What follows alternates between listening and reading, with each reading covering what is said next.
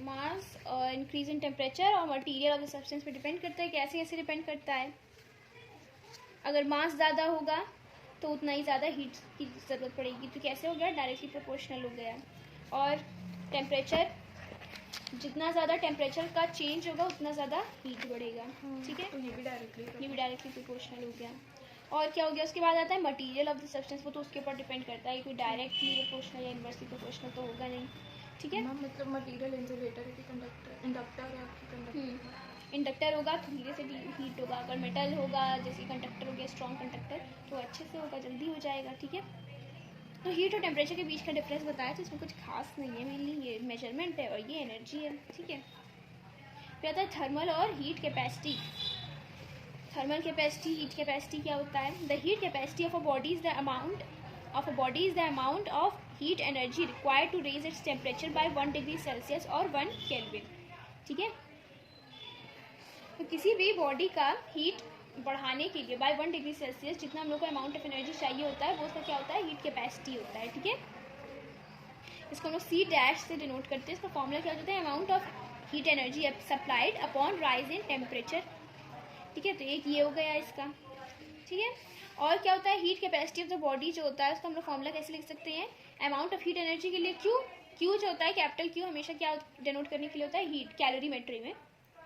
ठीक है, जब हम लोगों ने इलेक्ट्रोमैग्नेट पढ़ा था, इलेक्ट्रोमैग्नेट और चार्ज, तो उसमें हाँ, तो उसमें क्या था? ये पता कैसे चलेगा कि ये चार्ज? जब इसकी बात हुई कैलोरीमेट्री की, तो इसमें हीट वाले टर्म्स मेंशन होंगे, उसमें होगा तो उसमें करंट वाले टर्म्स मेंशन होंगे। ठीक है, तो ये हो गया C dash is equal to Q upon delta T, क्योंकि राइज इन टेम्परेचर यानी कि change in temperature, delta T. चीज़ ये मिस कर दी कि जब Q जो है वो डायरेक्टली प्रोपोर्शनल टू M है और directly proportional to delta T है, यानी कि डेल्टा T का मतलब होता है चेंज इन T, यानी कि T2 minus T1, T final minus T initial. Temperature क्या होगा इसमें? T क्या था? टेम्परेचर था ना, तो final temperature minus initial temperature यानी कि चेंज इन टेम्परेचर। हाँ, कहीं पे भी अगर डेल्टा लगाओ या डेल लगाओ, डेल तो बाद में आएगा, लेकिन फिर भी कहीं पे भी अगर डेल लगाओ या डेल्टा लगाओ तो उसका मतलब होता है चेंज। कैसे बनता है? ये एस का साइन होता है। ठीक है, उसका मतलब क्या होता है? Change in temperature. ठीक है, तो ये क्या हो जाएगा? जब दोनों को साथ में मिला करके लिखेंगे तो Q will be directly proportional to M into delta T। फिर जब हम लोग इसमें से ये डायरेक्टली प्रोपोर्शनल का साइन हटाएंगे और इक्वल का लगाएंगे तो क्या हो जाएगा? वो एक कांस्टेंट आ जाएगा। और ये C जो होता है वो उसकी स्पेसिफिक हीट कैपेसिटी होती है। ठीक है, अब आता है unit of heat capacity. Heat capacity की यूनिट क्या होती है? जिसका फॉर्मूला है उसी हिसाब से निकाल लेते हैं। Q का फॉर्मूला क्या हो जाता है? Q का यूनिट क्या हो जाता है? जूल। और चेंज इन टेम्परेचर का यूनिट क्या होगा? केल्विन। तो जूल पर का मतलब होता है अपॉन जूल पर केल्विन, या जे के उसकी पावर -1, क्योंकि के जो होगा नीचे डेनोमिनेटर में होगा। ठीक है, अगर के की जगह तुम उसको सेल्सियस में लिखना चाहती हो तो जूल पर डिग्री सेल्सियस हो जाएगा। और भी यूनिट होती है उसकी, कैलोरी कर सकते हैं, केल्विन कर सकते हैं, किलो कैलोरी कर सकते हैं।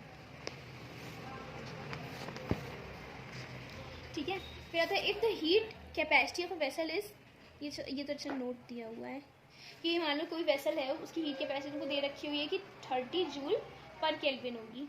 It means that 30 joule heat energy required to raise the temperature of that vessel by 1 kelvin, यानी कि 1 केल्विन या 1 डिग्री सेल्सियस दोनों सेम होंगे, क्योंकि delta 1 K is equal to delta 1 degree Celsius.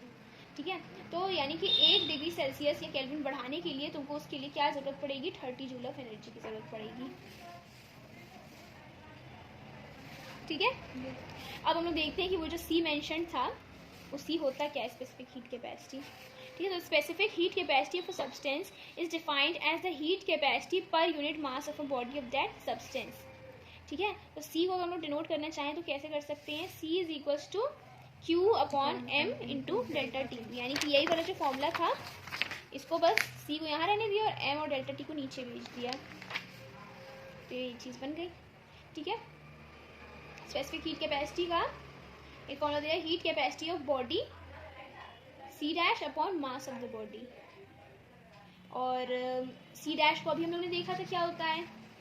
Q upon delta T होता है, और उसमें जब लोग एम लगा देंगे तो ये चीज़ बन जाएगी, यानी कि वो इसके दो फॉर्मूले पता चल गए हम लोग को स्पेसिफिक हीट कैपेसिटी के। एक तो हो गया सी डैश अपॉन एम, यानी कि heat capacity upon mass of the body, और एक हो गया Q upon M delta T.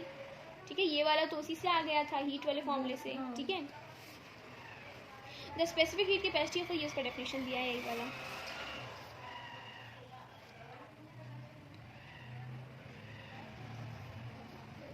The quantity of heat energy absorb to increase the temperature of body depends on 3 factors. 3 factors पे depend करता है. क्या क्या पे? मास ऑफ द बॉडी, जो कि इसके फॉर्मूले में ही है, ठीक है. इंक्रीज इन टेम्परेचर और मटीरियल ऑफ, ये भी वही सेम है, इसका भी स्पेसिफिक हीट कैपेसिटी का सेम है. अब इसका यूनिट देख लेते हैं. जैसा फॉर्मूला होगा वैसा इसका यूनिट होगा. तो क्यू है, ठीक है. क्यू इसीलिए यहाँ पे कैलोरी लगा दिया या जूल लगा दिया है. नीचे क्या क्या है? मास और टेम्परेचर, यानी कि नीचे क्या हो जाएगा पर में या अपॉन में केजी और केल्विन, ठीक है.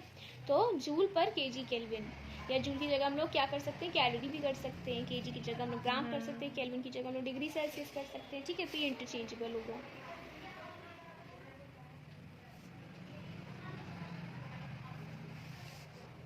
इनके बीच का कुछ डिफरेंस बताया हुआ है. It is the amount of heat energy required to raise the temperature of entire body by 1 degree Celsius, और it is the amount of heat energy required to raise the temperature of unit mass of the body by 1 degree Celsius.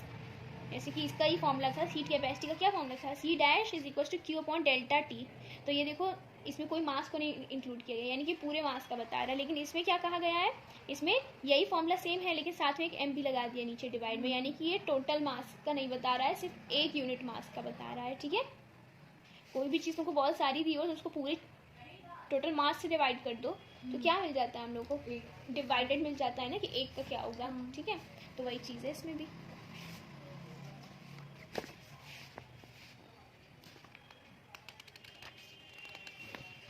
यहाँ तक read करो.